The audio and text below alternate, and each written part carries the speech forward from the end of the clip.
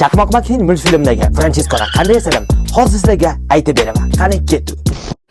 Mashhur bloger Dilemino Show uchun men maxsus Chaqmoq McQueen multfilmidagi Francesco Berluni avtomobilini men aynan show uchun yasab borganman va hozir bu jarayonni boshlanishi va tugashini sizlar bilan bo'lishaman. Sizlar bilan Nurmat Ruslan kanalimga obuna bo'ling. Hamda biz boshladik. Avvalambor biz chizma qidirishdan boshladik. Aynan mana shu chizmalardan va rasmlardan foydalangan holatda, ya'ni ilhomlangan holatda Francesco Bellunimizni mana shu holatga yetkazdik. Ya'ni biz ishni nimadan boshladik? Birinchi navbatda biz ballonlar topdik. Ballonlarni qidirib, unga diska topdik hamda skeletni yasash uchun turbalardan foydalanib hamda elektr paymat orqali, ya'ni svarka orqali biz suyagini birlashtirdik. Mana ko'rib turganingizdek, mana shunaqa holatgacha yetkazib oldik.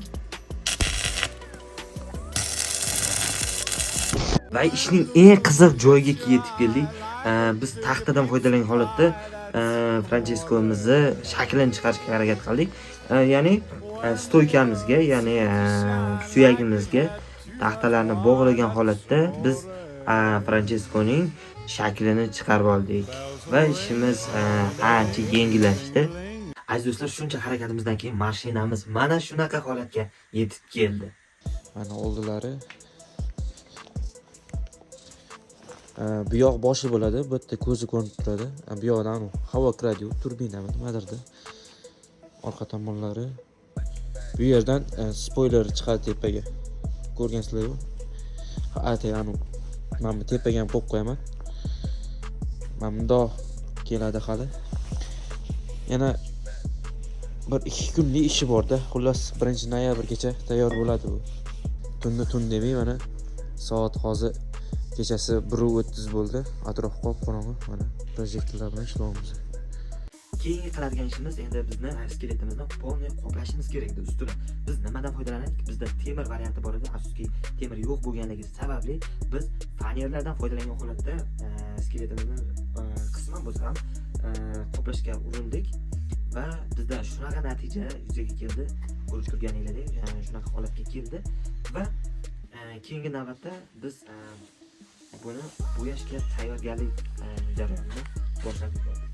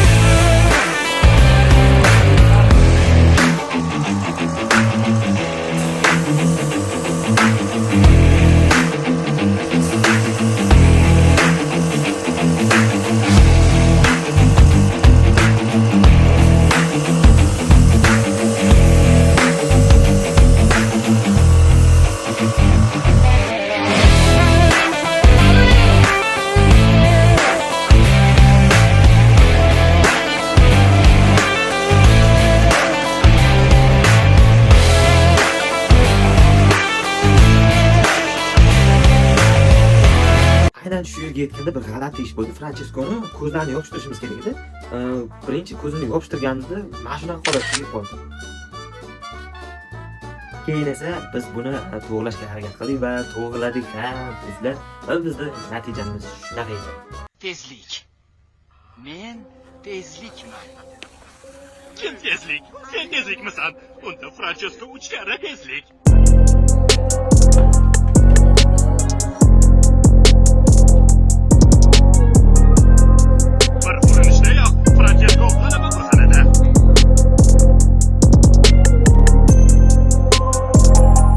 Ko'rib turganingizdek, Francesco Bellunimiz mana shunaqa holatga yetib keldi azizlar. Ballonlarni qoraytirdik, ko'proq qizil kraska bilan ishladik va alohida nakleykalarga e'tibor berdik, emblemalarga. Birinchi raqam, chunki birga bir o'xshashi shart edi, biz uchun muhim edi. Chunki shaklarini chiqara olmaganmiz. Shakli uncha o'tkir bo'lib qolganligi sababli mana ko'rib turganingizdek, nakleykalar bilan ham, emotsiyalar bilan ham chiqarishga harakat qildik. Mana kulib turganni o'zi bir tomonlama bizga katta plyus bo'lgan. Mana shu ko'rganinglardek mana shu holatda hozir. Ayniqsa balonni qalinligi, ikkita balonni birlashtirganimiz bizga katta plyus bo'ldi. Va marhamat, maza qilishinglar mumkin. Ishimiz yakunlandi deb o'ylayotgan bo'lsanglar, yo'q aziz do'stlar, poygachi mashinani poygachi mashina qiladigan bu albatta spoilerlar.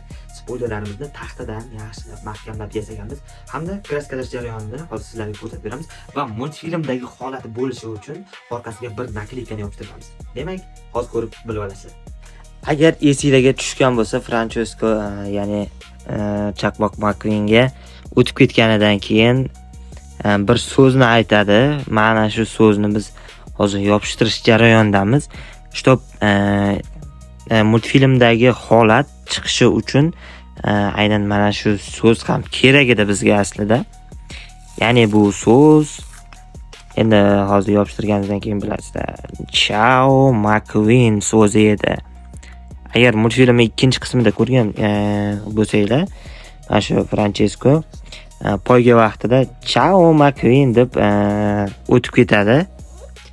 Hamda spoilerlarni orqasiga mana shu so'zni yozib qo'ygan. Maxsus McQueen uchun bu. Biz katta e'tibor beradigan narsamiz bu detallar yoki boshqa jihozlar emas edi, chunki multfilmdagi aynan o'sha emotsiyani chiqarish uchun bizga shu multfilmni eslatuvchi qaysidir detallari kerak edi. Ya'ni nakleykalar, so'zlar, ko'zlari, hamda Italiya bayrog'i, hamda birinchi raqam va asosan bu yerda katta rol o'ynagan narsa bu ranglar edi. Chunki aynan o'sha multfilmdagi Chaqmoq McQueenni dushmani sifatida qaralgan Francesco Berloni qahramonini emotsiyalarini chiqarib berishimiz kerak edi. Mashina yasash jarayonimiz o'z nihoyasiga yetdi. Mashinamiz to'liq shouga qatnashga tayyor edi. Biz uni maxsus sohalarga o'rab, kraska hamda boshqa joylarga zarar, chang yetmasligi uchun biz maxsus sohalar bilan o'rab mashinamizni tayyor qilib qo'ydik. Bizani Francesco Bernoulli'miz va nihoyat bitdi. Marhamat. To'liq ko'rinishdagi shakli. Eng mukammali bo'ldi menimcha. Ko'rganingizdek mashinamiz chiroyli chiqdi. Agar sizlarga shouda qatnashganim qiziq bo'ladigan bo'lsa, mana shu videoga 1000 ta like yig'ilsa, 1000 ta like yig'iladigan bo'lsa, men shoudagi jarayonlar, shouda nimalar bo'lganligini hamda qaysi mashinalar qatnashganligini qo'yib boraman. Shuning uchun kanalimga obuna bo'ling, videomizga like bosing va bizni kuzatishda davom eting. Sizlar bilan kichkina odam. Bir urinishdayoq Franchesko g'alaba qozonadi.